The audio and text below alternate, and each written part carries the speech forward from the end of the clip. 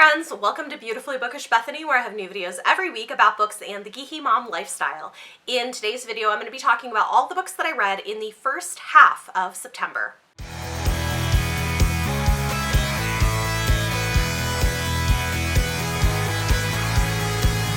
It's September. We are sort of making our way into fall. I'm wearing a very light sweater today because the high is in the low 70s instead of the low 80s, so I'm like, maybe I can get away with it. And I have been reading a lot of books this month. I have a lot to share with you, and overall the books that I've been reading have been very, very good. I think the lowest rated book that I have read so far this month was 3.5 stars, and there were only one of those, so overall the quality of what I'm reading is good. But what's a little unusual about this mid-month wrap-up is I am only going to be showing you one physical book. So there are a couple of reasons for this. One is that 4 of the books that I read in the first half of the month are part of a secret TBR for a vlog that is going up on Sunday. This is something I've teased a couple of places, but Mara from Books Like Whoa and I did a TBR swap where we each sent each other 4 books to read this month and vlog the experience. And so in the first half of September, I read the 4 books she sent me. If you want to see what those books are and hear my thoughts on them, check out the reading vlog that is going live on Sunday, so just a couple more days. Teaser there. And check out Mara's vlog, which is also going up on Sunday, if you want to see the books that I sent her to read. I am actually super excited to see the vlog too, because we have not talked about what we thought about the books. So watching the vlogs will be our first time kind of seeing each other's reactions. The other reason that you're only going to see one physical book in the video today is I have been busting my butt to try to get through all of those e-arcs that I requested that are coming out in September. If you remember my TBR, there were a whole lot of them, and so most of my reading has been e-arcs and audiobooks, and I only have one physical book to show you, but of course, as usual, I will put the pictures of all the other books that I'm reading right here. If you are new to my mid-month wrap-up, the way that these work is I talk about all of the books that I've read so far in the month in the order that I read them. In my end-of-month wrap-ups, I share all of my stats for the month and talk about all the books in order from lowest rated to highest rated, but for my mid-month wrap-ups, I just talk about them in chronological order. With that said, let's go ahead and dive in and talk about all the books that I've read so far in September. The first book that I read this month is an arc that I've been meaning to get to for a while now. This came out in May. I know, guys, I know. But this is Stealing Thunder by Alina Boyden. I actually ended up listening to most of this on audio, as I was able to get an audio copy from my library, and I ended up really liking this a whole lot, although I'm not sure that the marketing of this was ideal. So what's interesting about Stealing Thunder is it is the first adult fantasy novel to be written by a trans woman, featuring a trans woman protagonist. And I would almost, but not quite, call this a fantasy romance, because I do think that this romantic relationship is central to a lot of the plot. This book is inspired by Mughal-era India, and the fantasy elements of it come in the face of these sort of dragon creatures that can be ridden. There's not magic in it, but that's kind of the fantastical element of it, and it centers on a trans woman who is a Hijra. This is something that I think is a little bit controversial, but interesting and worth knowing about. Alina Boyden is a white American trans woman who spent 10 years working as a cultural anthropologist among the Hijra, who are groups of trans women in South Asia. I think specifically in India is where she was at. And so I think there's been some conversations about, well, is she the person who should be writing the story? Is this appropriation? Is it own voices? It is own voices in terms of trans women representation, but obviously she is writing from within another culture. That said, prior to publication, this is a book that was in the hands of many actual Hijra women who loved it and thought that she should get it published. So there are different points of view that you could take on that. I did read one book review from somebody who is from this part of the world, and she was talking about how most of it felt really immersive for her because it was clear that the author knew and loved the culture and the food and the history, even though it wasn't necessarily always perfect. I am not an own voices reviewer on this. You're gonna have to kind of figure out how you feel about that, but I will say I thought that this book was fantastic. Do know, however, that this is a very character-driven book that is a little bit slower paced, and it has a heavy emphasis on a romantic plot. I think some of the marketing made it sound more action-packed than it actually is, but a lot of this is really about the internal journey of the main character. And I loved it. I thought it was really powerful. I found it to be very thought-provoking in terms of considering my own gender identity. I come from a place of privilege in being a cis woman who is not always forced to consider what it means for me to identify as a woman. And I think I've struggled a little bit with some of the celebrity versions of trans women that we sometimes see, where their version of femininity is not necessarily one that I identify with.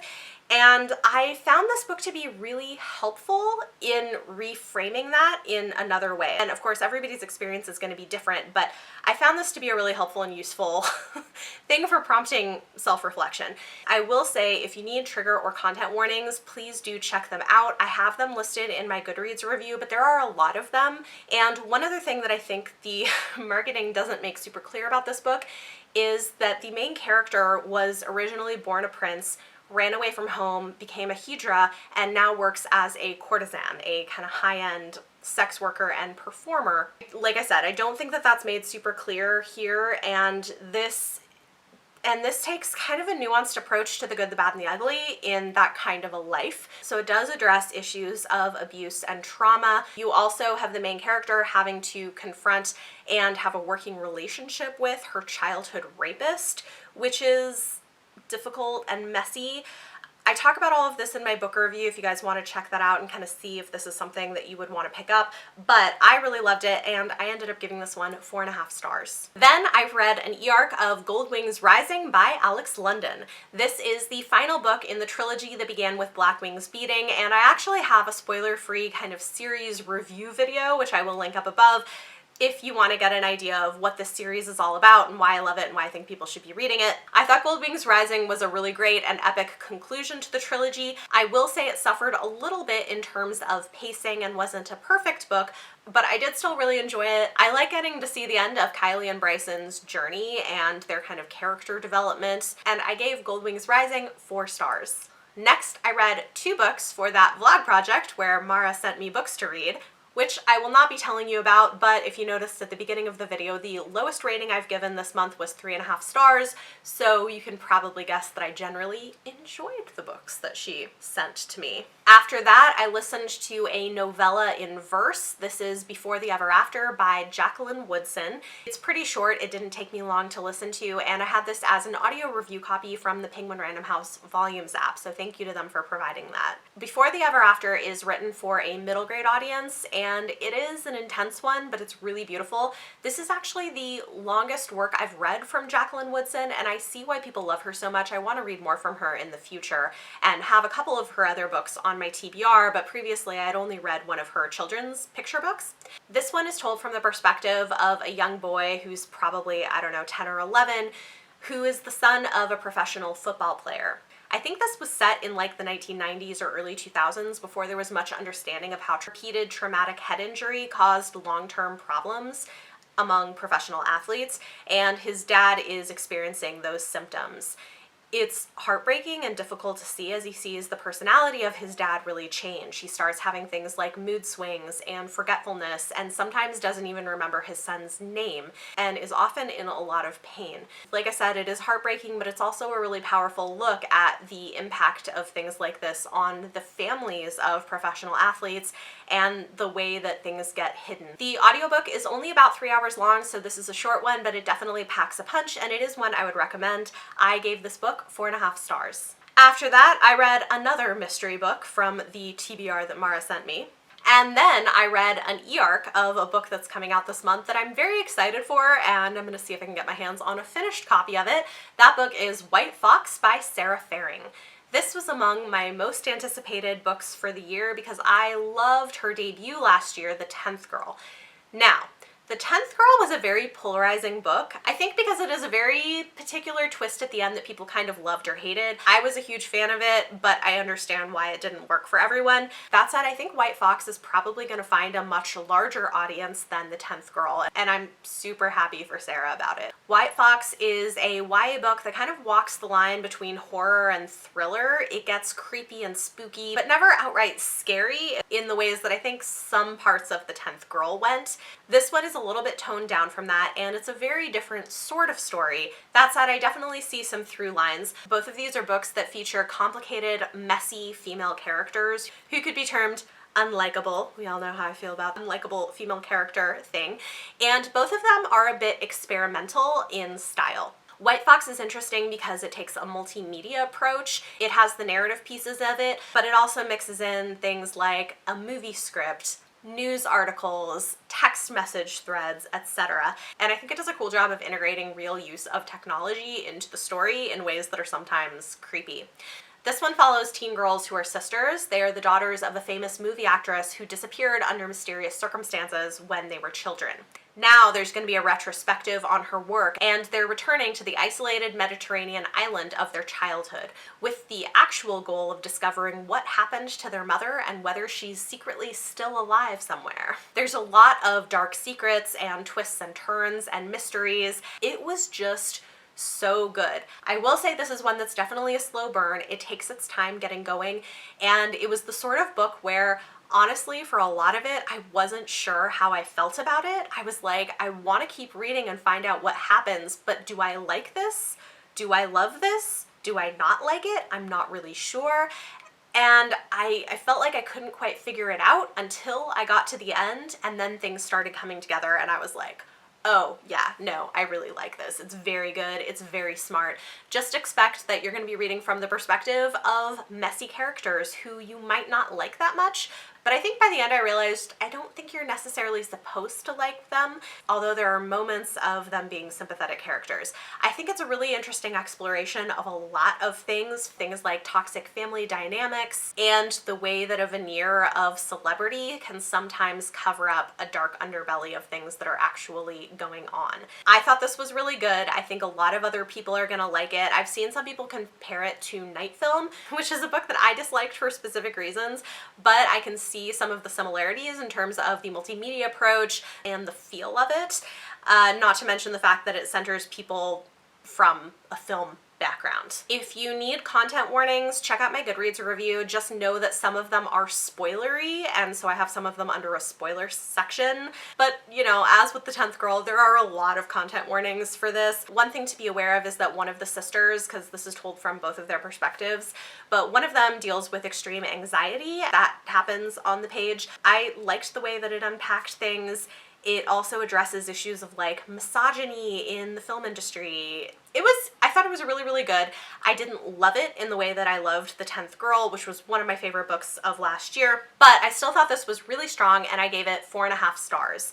This is also one that I could see increasing my rating on a reread because I feel like it would be a different experience reading it a second time, and that would be interesting. One other cool thing I'll mention, because I love it when authors do this, is there is an Easter egg moment that suggests that this book is set in the same universe as The 10th Girl. For those of you who've read it, who know the twist ending, it's not like that, but it's set in the same world, which I just thought was really fun to like have some little connection between the two of them, even though it's a very different book. So 4.5 stars for White Fox. Even if you didn't love The 10th Girl, if that type of creepy book appeals to you with unlikable characters, etc., then I would recommend maybe giving this one a shot. After that, I read Wayward Witch by Zoraida Cordova. This is the third book in the Brooklyn Brujas series, and this one follows the third and youngest sister of that family, Rose. I really enjoyed my time with this, and you know, reading this was interesting because it got me thinking a lot about Zoraida Cordova as an author. At this point, I've probably read about 7 books from her,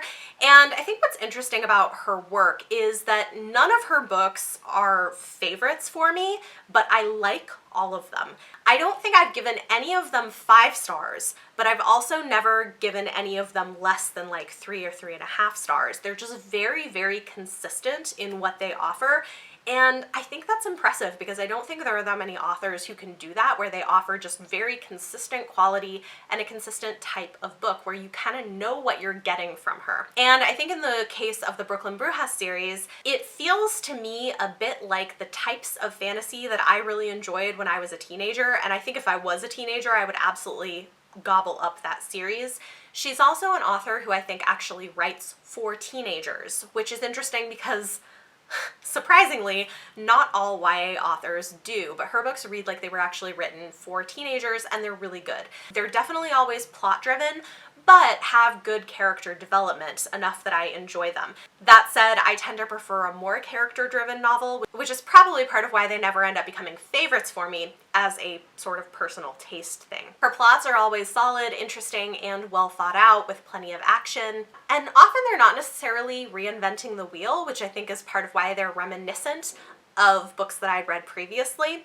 But what's different about them is that they center diverse characters. Her main characters are often Latinx, sometimes they are queer. In Wayward Witch, she introduced a non-binary side character, and I think what she does is this great job of infusing Latinx identity and culture and other types of diverse representation into these great, fun, fantasy adventure stories, and Wayward Witch is no different. This one feels a little bit more similar to Labyrinth Lost, which is the first book in the series, than the second one, because it does have a portal fantasy element to it, which I always enjoy. Yeah, I'm not going to say anything more about it because this is the third book in the series, but I really liked this one and I gave it 4 stars. Next, I read an e-arc of a novel in verse. This is called Everybody Looking by Candace Elo, and this was another one that was very, very good, but maybe much more intense and hard-hitting than I'd anticipated. Another one that I'm going to tell you to probably check content or trigger warnings if you need them from my Goodreads review, because it was a lot. It was really good and really well done, but not a light read.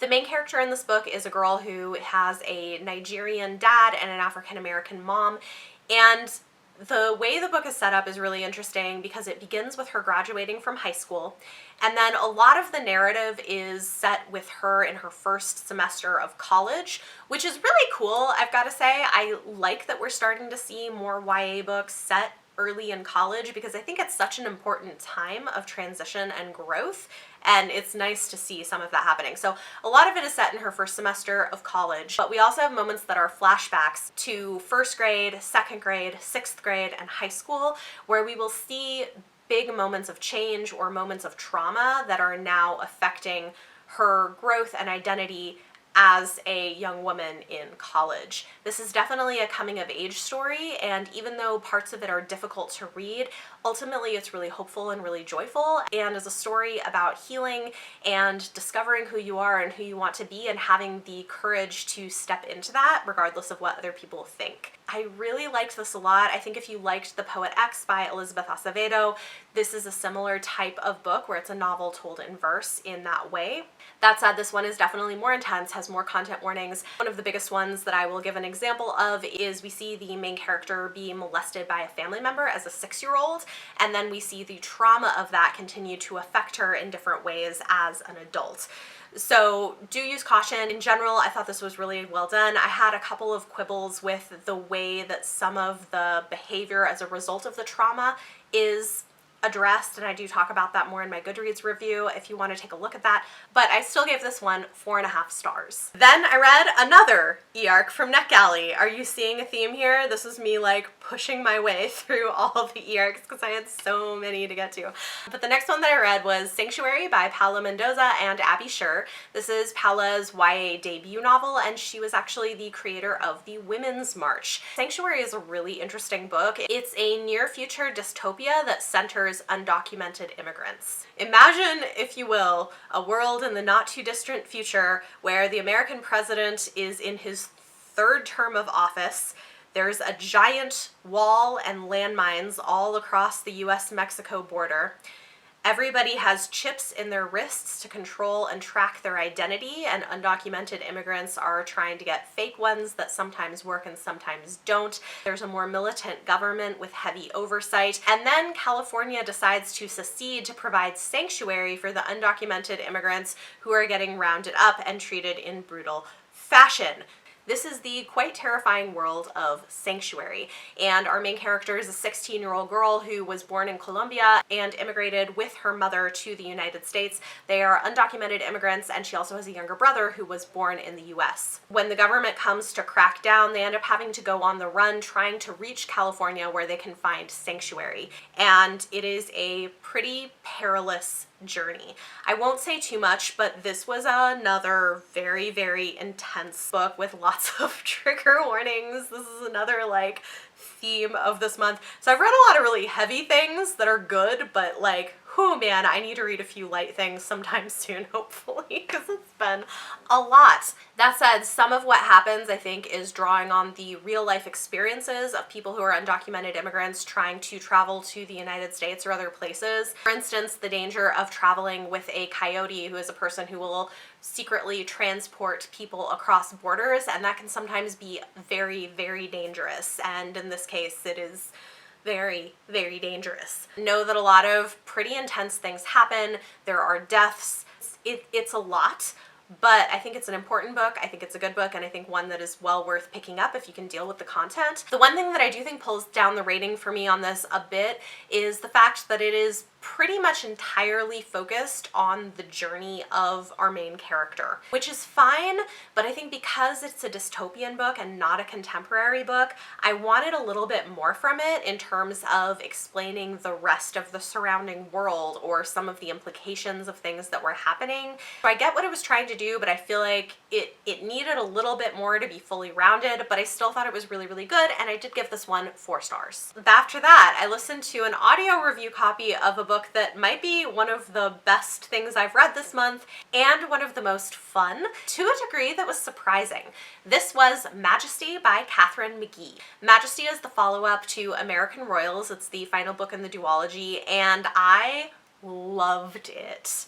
Loved it. This is one where I'm kind of in between. Is it like 5 stars or is it 6 stars? I'm not sure. Right now I have it at 5 stars, but it's like, it's a high 5, guys. It was really, really good. However, I do think this is a polarizing one, and reading some of the reviews, not everybody liked what she did with it. It's tricky because I can't talk too much about it without spoilers, but I thought this was perfect. Going in, I expected some fun Gossip Girl-esque drama, and while I definitely got that, it did a lot more. It ended up being really empowering in its messaging, and in some ways felt realistic to me in the way that relationships changed, and maybe the person that you thought someone was going to end up with might not be who they actually end up with, which is what actually happens, right, with teenagers and young people, and most of them are in their early 20s, are like 18 to 20, I think is the age range, so it's a little bit on the older end, but it felt like a more realistic depiction of the messiness of relationships and how you don't always end up with the person who's your first love.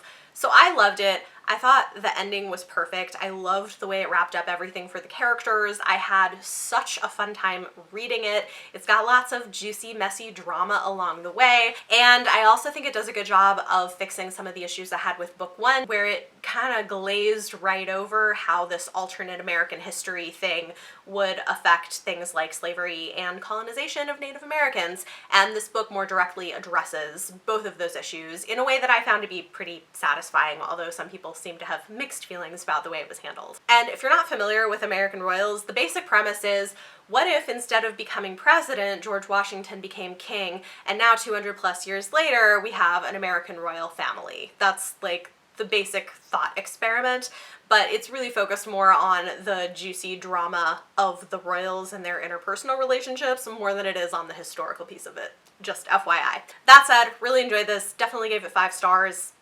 I was so happy with the ending and loved it more than I even expected to. Thank you to Penguin Random House Volumes app for providing an audio review copy. So after that, I read a debut adult romance that I think is going to be polarizing. Some people are gonna love this and other people are not gonna love it, and I'm really curious to see some of the discourse on it once it's out. I think by the time you guys are watching it, it should be available if you want to check it out. This is The Roommate by Rosie Dannon. This is another NetGalley e-arc that I requested because one of my friends loved it and was like, it's so good, you need to read it. So I was like, okay, I will give it a try and we will see how it goes. I do think it's an interesting book and I like a lot of what it's trying to do. The premise of this is basically a romance between a elite, kind of uptight academic girl and her adult entertainer roommate. She discovers that he's a porn star. And I think what's most interesting to me about this book is the way that it's trying to talk about larger issues, like the importance of having legal protections for sex workers, including adult entertainers, focusing on the importance of prioritizing female pleasure in sex and having more open conversations about what that looks like and how to achieve it, and promoting this idea of having adult films that are not degrading to women and, again, prioritize the female experience. So from that perspective, I think thematically this book is doing some really good work and is bringing up controversial conversations in an interesting way that will hopefully spark discussion. So I like what she's doing from that standpoint. Setting that aside, in terms of the actual romance, it was fine. For me. People are going to have different experiences with this, and it kind of depends on what you're looking for from your romance, but for me it was like good. It was perfectly fine. Not necessarily anything that blew me away, but I do think it's doing really interesting thematic work. This is a book that is quite steamy, as you can probably imagine. One thing that I was not sure how I was going to feel about, and so I was curious what it was going to do with it, was the fact that our hero, as part of his job, has sex with people. I know some people do not want their heroes remotely involved with anybody else in a romance, and you should know that from the time that they get together for various plot reasons, he actually doesn't sleep with anybody else and isn't filming anything. However, they do end up collaborating on a project that is a more adult take on sex ed. So that means producing explicit content involving other performers. So people are going to have mixed feelings on this of whether they're comfortable with that or not. I think it's supposed to be provocative and create conversation, but just know if you're a romance reader going in, that is there. There's also a lot of talk of like healthy use of toys. I like the fact that the hero basically refuses to perform in more hardcore adult films that do things that are more degrading to women or taking advantage of other performers. So he definitely has like this internal standard of behavior for himself that he holds to, which I thought was great. And there were definitely some good moments of banter between the hero and heroine as their relationship is developing. That said, the heroine at the beginning of the book is irritating, and I think doesn't really act her age. She's supposed to be almost 30, and she read to me as quite a bit younger, which I just found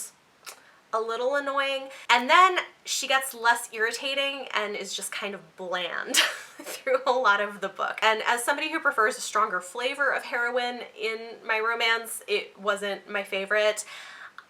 It does have some really good grand gestures from both the hero and heroine at the end of the book, but as many romances do, it's using this trope of lack of communication to create conflict, which, unless it's really well done, I still tend to find irritating. Even though I know a lot of people do it, I found it a little bit irritating in this book, but you know, it was fine. So with all of that said, given the fact that I liked the thematic content so much, I gave this one 3.5 stars, but I think it's going to be a polarizing one. Then I read the fourth and final book that Mara sent me for my secret TBR. And then lastly, in the first half of the month, I was able to listen to an audio copy of another book that I have been highly anticipating. This is When No One Is Watching by Alyssa Cole. Huge thanks to Libra FM for providing me with an influencer review copy. If you guys want to check them out, they are always linked down below. They're an alternative to Audible where you can get audiobooks and support indie bookstores. I think what they do is great, and they send me some free influencer copies every month. So this one, I was super excited when I saw that it was included in the list available to me. I was like, oh my god, yes, yay! And it did not disappoint, guys. It did not disappoint. So Alyssa Cole, as you guys might know, is one of my favorite authors. I love her romances, and I was excited to see what she was going to do with this book. It's being pitched as a thriller, but I think it might be better to think of it more as a horror novel because it doesn't have the pacing of a thriller, and we'll talk a little bit more about that. That said, I did know that going in, and I loved this book. It was so good and so smart. I was a fan. When No One Is Watching is kind of a slow burn horror novel with some thriller elements about gentrification. It's set in a neighborhood in Brooklyn, and it has pacing very similar to the film Get Out, if you've seen it. I think if you liked Get Out, you will probably enjoy this too, even though the topics are different, the pacing is very similar. It's slower and more character driven with a lot of real life history woven into the text. So you're also probably going to learn a few things along the way, but it starts with a few mildly creepy things happening here and there, and then slowly intensifies as the book goes, and leading up to a pretty